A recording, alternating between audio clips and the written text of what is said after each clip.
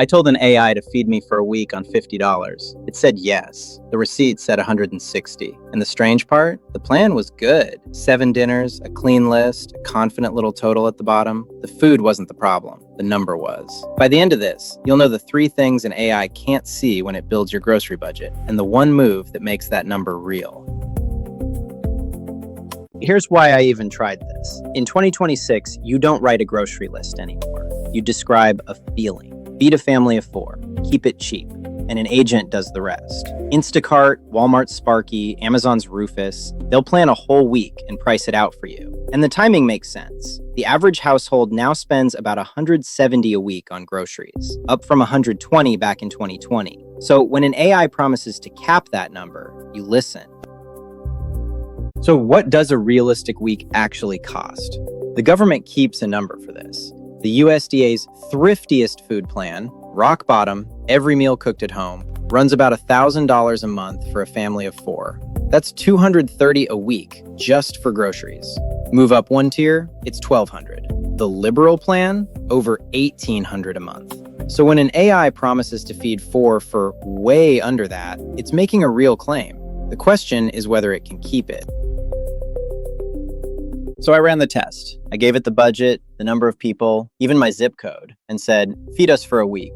30 seconds later, a beautiful plan. Lentil curry, sheet pan chicken, a big batch chili that stretches to 2 nights. Genuinely smart stuff, exactly what a frugal cook would do. A tidy grocery list, and a total that landed right under budget. On the screen, it was perfect. Then I went to actually buy it.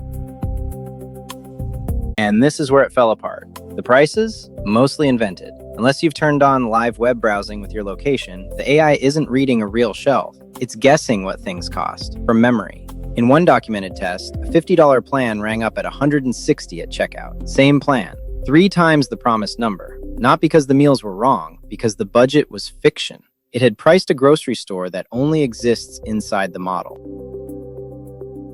Now, I know what you're thinking. Just use a better prompt. I did. Browsing on, location set, the works. And it got closer, but it still forgot the boring stuff.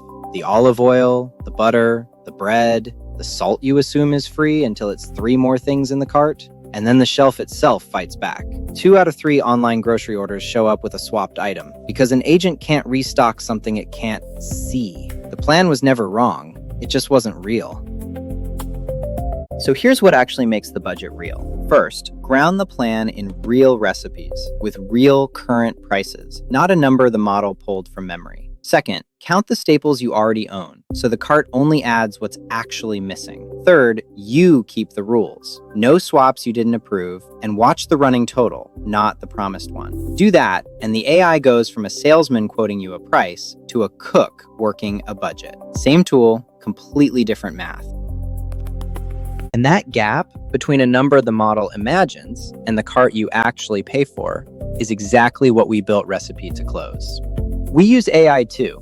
The difference is honesty. It's grounded in real, tested recipes. And when one's AI generated, we say so, right on it. No fake author, no invented prices. Because other apps just run on your phone. Recipe runs your kitchen. Next time, I let an AI plan a whole dinner party and watch it forget there's a vegetarian at the table. Find me at recipeapp.com. Subscribe. Long-form explainers, weekday afternoons.